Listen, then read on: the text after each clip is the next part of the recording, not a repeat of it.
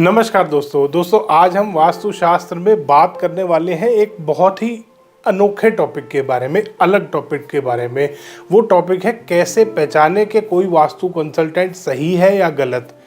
क्योंकि आज मेरे पास बहुत सारी क्वेरीज आती है कि सर हम भी चक्कर में फंस गए, हमने वास्तु करा लिया, अब क्या करें। हमें ऐसी टिप्स दीजिए जिससे हम ऐसे फ्रॉड वास्तु कंसल्टेंट जो आजकल अपने नाम के आगे आचार्य लगा के घूम रहे हैं, हम ऐसे फ्रॉड कंसल्टेंट के चक्कर में आने से बच जाएं। तो आज मैं आपके साथ कुछ ऐसे टिप्स शेयर करने वाला हूं जिनको आप अच्छे से नोट कर लीजिए अपने पास। आपके बहुत काम आने वाले हैं ये टिप्स, क्योंकि आप भी अपने घर पे अगर किसी कंसल्टेंट को बुला रहे हैं तो आप आइडेंटिफाई कर सकते हैं कि वो वास्तु कंसल्टेंट सही है या गलत, वो सच्चा कंसल्टेंट है, वो वैदिक वास्तु जानता है या वो ही चक्रजीवी है। तो आप आइडेंटिफाई आराम से कर पाएंगे। दोस्तों, इसमें सबसे पहली चीज़ का आपको ध्यान करना है कि वो वास्तु कंसल्टेंट दिशाएं कैसे निकाल रहा है। कोई भी वास्तु कंसल्टेंट को आप अपने घर पे बुलाते हैं, आजकल क्या करते हैं कंसल्टेंट, एक रेक्टेंगुलर प्लॉट है, आप साइड में देख भी रहे हैं, आपके पास सामने स्क्रीन आ रही है पूरी, इसमें आप देख सकते हैं कोई भी रेक्टेंगुलर प्लॉट है। अगर कोई कंसल्टेंट इस तरीके से 9x9 का पद विन्यास कर रहा है जैसा आपको स्क्रीन पे दिख रहा है, या स्क्वायर प्लॉट है, स्क्वायर भी आपको दिख रहा है स्क्रीन पे, अगर इस स्क्वायर प्लॉट में भी कोई 9x9 का पद विन्यास करके कंसल्ट कर रहा है आपको, कोई आपके घर के मैप पे आपको गाइडेंस दे रहा है या घर आके इस तरीके से गाइड कर रहा है, तो समझ लीजिए वो एक जेन्युइन वास्तु कंसल्टेंट है। आप उससे अच्छे से एडवाइस ले सकते हैं। सेकंड, अब ये आपके सामने जो मैप आ रहा है आप देख सकते हैं, अगर कोई भी कंसल्टेंट की इस तरीके से चक्र लगा रहा है आपके नक्शे के ऊपर, आपके मैप के ऊपर, तो आप सावधान हो जाइए, ये सही कंसल्टेंट नहीं है, ये एक आचार्य है। वो आजकल जो चल रहे हैं नए नए आचार्य, और ये एक फ्रॉड वास्तु कंसल्टेंट है। फ्रॉड क्यों है? क्योंकि ये मेथड वास्तुशास्त्र का गलत है वास्तु करने का। तो ऐसे कंसल्टेंट से आपको बच के रहना है। जो आजकल 4 दिन का कोर्स करके वास्तु कंसल्टेंट बन जाते हैं, वो इस तरीके से ही दिशाएं निकालते हैं, क्योंकि ग्रंथ पढ़े नहीं, वेद पढ़े नहीं कि रेक्टेंगुलर प्लॉट में वास्तु किस तरीके से काम करता है, स्क्वायर प्लॉट में किस तरीके से काम करता है, सर्कुलर शेप के प्लॉट में किस तरीके से काम करता है, या कोई भी अन्य प्रकार का किसी और शेप का, ऑड शेप का कोई भी प्लॉट है, कोई एक्सटेंशन के साथ है, कोई कट के साथ है, उसमें वास्तु कैसे काम करता है उनको नहीं पता। वो सिर्फ एक मेथड जानते हैं, ये जो आपके सामने आ रहा है चक्र वाला मेथड, इसी को अप्लाई करते हैं वो हर तरीके के भूखंड पे।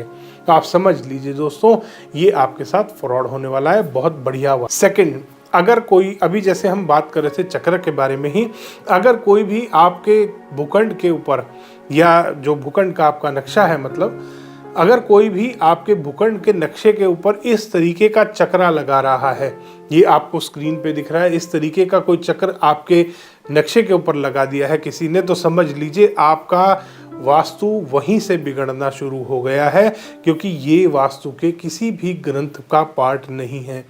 सिर्फ सर्कुलर शेप के लिए चक्रा दिखाया गया है, दिया गया है, ग्रंथों में बताया गया है, और वो उसमें स्पेशली बताया है ये सिर्फ सर्कुलर शेप के भूखंडों के लिए है, या सर्कुलर शेप का कोई भी, आप किसी भी तरीके का कोई मार्केट डेवलप कर रहे हैं, कोई सेक्टर बना रहे हैं, कोई ग्रुप हाउसिंग सोसाइटी बना रहे हैं, उनके लिए चक्रा दिया हुआ है। गोल सोसाइटी जो राउंड शेप होती हैं उनके लिए, और वो भी ये चक्रा नहीं है जो आपको दिख रहा है स्क्रीन पे। इसके बाद आता है दोस्तों, अगर कोई भी कंसल्टेंट आपको रेमेडीज के नाम पे कोई फोटो बेच रहा है कि ये विलेज का सीन आप अपने घर के उत्तर दिशा में लगा लो, पश्चिम में लगा लो, दक्षिण में लगा लो, आपको सक्सेस मिलेगी, आपका बिजनेस बढ़ना शुरू हो जाएगा, दोस्तों इन पिक्चर्स से कोई भी फायदा नहीं होता।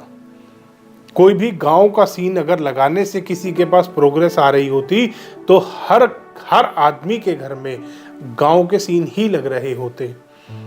कोई अशोक स्तंभ लगाने से, किसी ने अपने घर में अशोक स्तंभ रख लिया, अगर उससे उसको गवर्नमेंट से सपोर्ट मिल रहा होता, तो सारे जो सरकारी कॉन्ट्रैक्टर हैं ना, जो सरकारी ठेकेदार हैं जिनकी पेमेंट रुकी हुई है, सबके घरों में अशोक स्तंभ इतने बड़े बड़े लग रहे होते, 25-25, 30-30 फुट के अशोक स्तंभ लगा के रखते कि कहीं उनकी पेमेंट ना रुक जाए। कहीं वास्तु के नाम पे आपको metal studs, metal strips, metal nails और मेटल की और भी बहुत सारी आजकल रेमेडीज इन्होंने बना रखी हैं। कोई वर्चुअल एंट्री रॉड्स आपको अगर कोई बेच रहा है कि ये वर्चुअल एंट्री खोल रहा हूं मैं आपके घर में, इस तरीके के जो वर्ड्स यूज करते हैं आपको खास ध्यान देना है इन वर्ड्स के ऊपर। कोई मेटल के स्प्रिंग्स यूज कर रहा हो आपके घर में कि जी ये मेटल का स्प्रिंग लगाऊंगा, इससे एनर्जी डाइवर्ट हो जाएगी।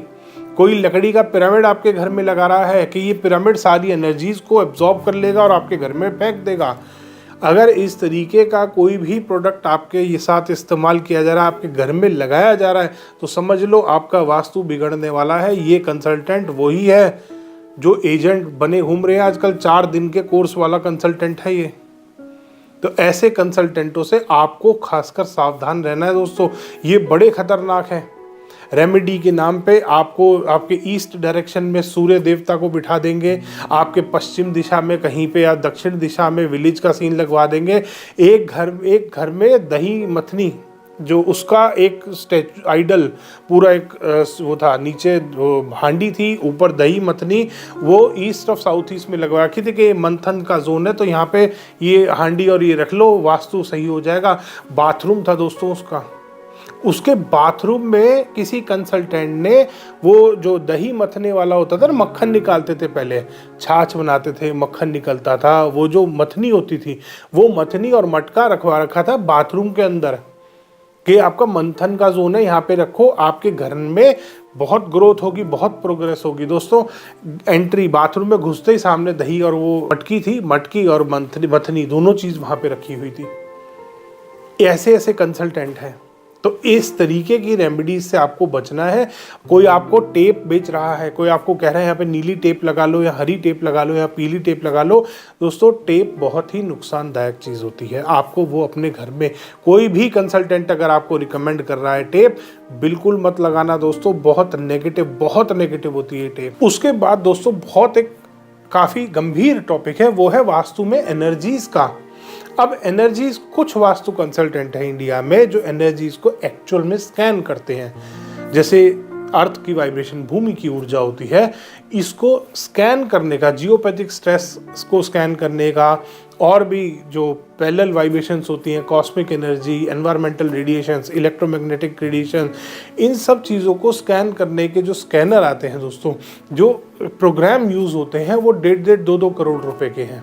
अब ये वास्तु कंसल्टेंटों के पास है नहीं, ये स्पेशली ये जो 4 दिन के आचार्य हैं, चक्रजीवी हैं, इनके पास ये है नहीं। बट इन्होंने एक वर्ड सुन लिया, एनर्जी। अब वो क्या काम करते हैं, वो आपके घर में जो नक्शा लगाया, आपके घर में जो चक्रा लगाया है नक्शे के ऊपर आपके, उससे वो बनाते हैं बार चार्ट। फिर वो आपको एनर्जी वर्ड का इस्तेमाल करते हैं, क्योंकि आप पूछोगे कि सर आप एनर्जी स्कैन करते हो कि नहीं करते, कैसे स्कैन करते हो, वो बताएंगे। हम जोन्स की एनर्जी निकालते हैं, जोनिंग करते हैं हम आपके घर की। अगर इस तरीके के कोई वर्ड यूज कर रहा है तो समझ लेना आपका वास्तु बिगड़ने वाला है। कि मैं जोन निकालूंगा, राहु की एनर्जी देखेंगे, केतु की एनर्जी देखेंगे।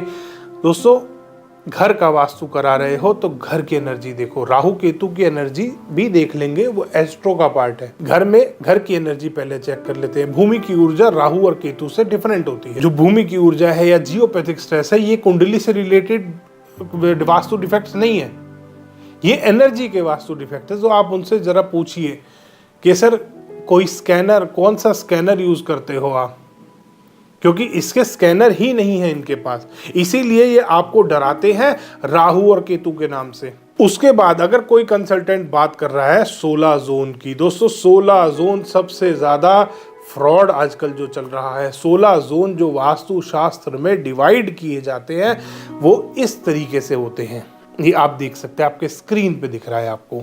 ये 16 जोन है वास्तु के। अगर आपके घर पे कोई कंसल्टेंट आपके घर के नक्शे के ऊपर इस तरीके से 16 जोन निकाल रहा है तो वो ठीक है, और अगर आपके घर के नक्शे के ऊपर इस तरीके से 16 जोन निकाल रहा है, ये जो आपको दिख रहा है मैप, अगर इस तरीके से 16 जोन वो निकाल रहा है तो वो 100% फ्रॉड है। वो वास्तुशास्त्र कंसल्टेंट नहीं है, वो एजेंट है।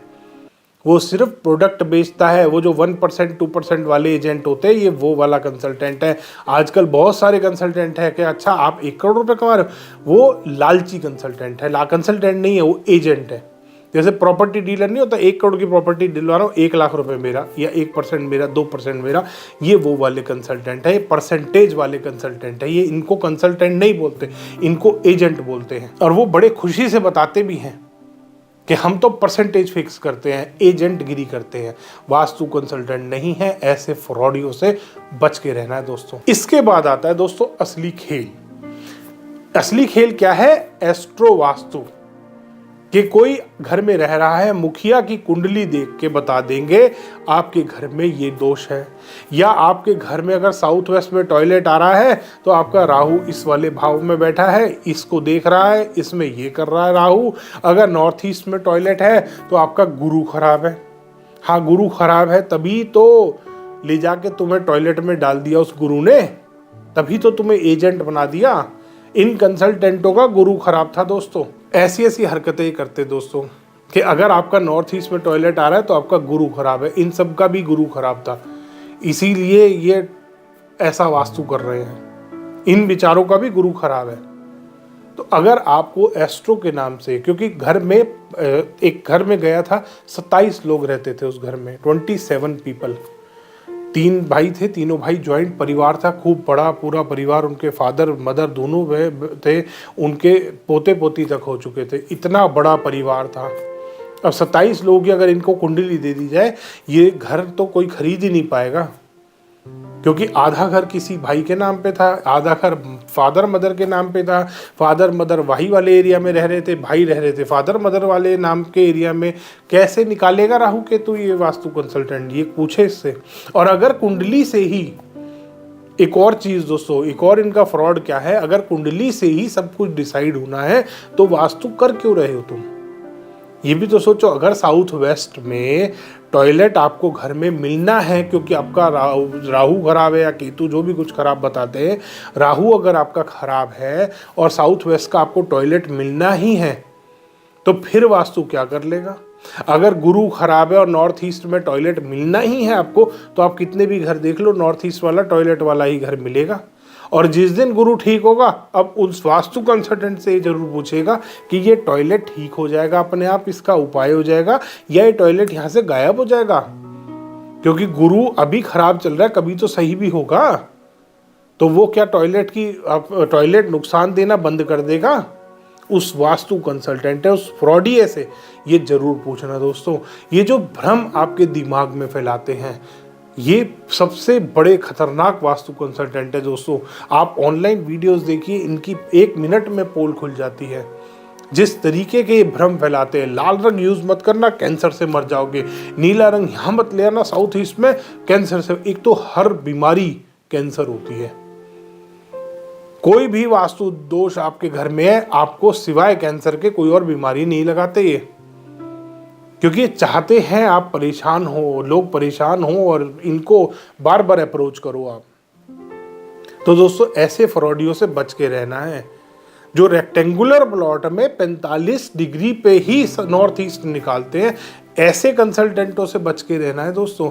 जो ग्रंथों को नहीं मानते और कहते हैं किसी भी किताब में नहीं लिखा। अरे भाई, तुमने किताब ही एक पढ़ी है अपने गुरु वाली, और गुरु ने भी किताब नहीं दी, रेमेडी वाली बुक दे रखी है इनको कि ये इतने का है, ये इतने का है, तुम्हें ये इतने का मिलेगा। अगर तुम कार्ड नहीं दिखाओगे आईडी वाला तो तुम्हें इतने का मिलेगा। गुरु भी इनका, इनसे बड़ा गुरु ही है इनका।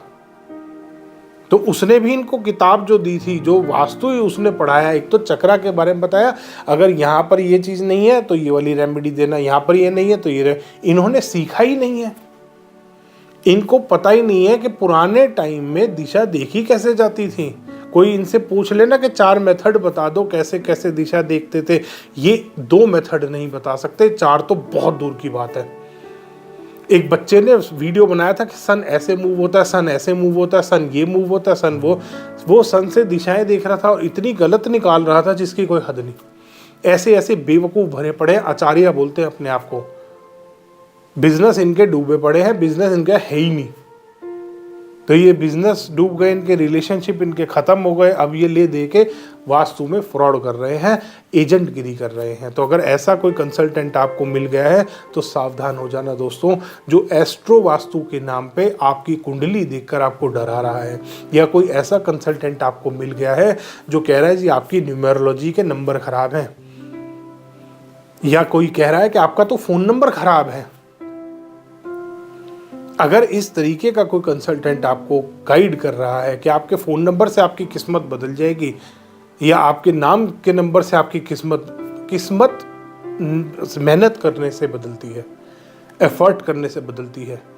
फ़ोन नंबर बदलने से अगर किस्मत बदल रही होती तो हर आदमी करोड़पति होता। 10,000 रुपये में, 5,000 रुपये में किसी न्यूमरोलॉजिस्ट से गाइडेंस लेता, अपने किस्मत से अकॉर्डिंग नंबर लेता और फिर उसके बाद सक्सेस हो जाता। वो सक्सेसफुल, हर आदमी सक्सेसफुल हो सकता था, फिर तो कोई दिक्कत ही नहीं थी लाइफ में। और फ़ोन कंपनी वाले न्यूमरोलॉजिस्ट हायर करके रखते कि जो भी ग्राहक आ रहा है उसको उसके लकी नंबर के हिसाब से ही नंबर दो, ताकि हर आदमी सक्सेसफुल हो, क्योंकि उनका भी तो बिल टाइम पे भरा जाएगा। अगर आदमी सक्सेसफुल होगा, कमाएगा, पैसा कमाएगा उस फ़ोन नंबर को इस्तेमाल करके, तो बिल भी तो अच्छा आएगा, क्योंकि बिजनेस करेगा उसी फ़ोन से। बिजनेस करेगा तो बिल बनेगा, बिल बनेगा तो मोबाइल कंपनियों का सबसे ज़्यादा फायदा है। तो ऐसे फ्रॉडियों से बच के रहना है आपको। धन्यवाद दोस्तों, वीडियो पसंद आया तो उसको लाइक करें, शेयर करें और चैनल को सब्सक्राइब करना ना भूलें।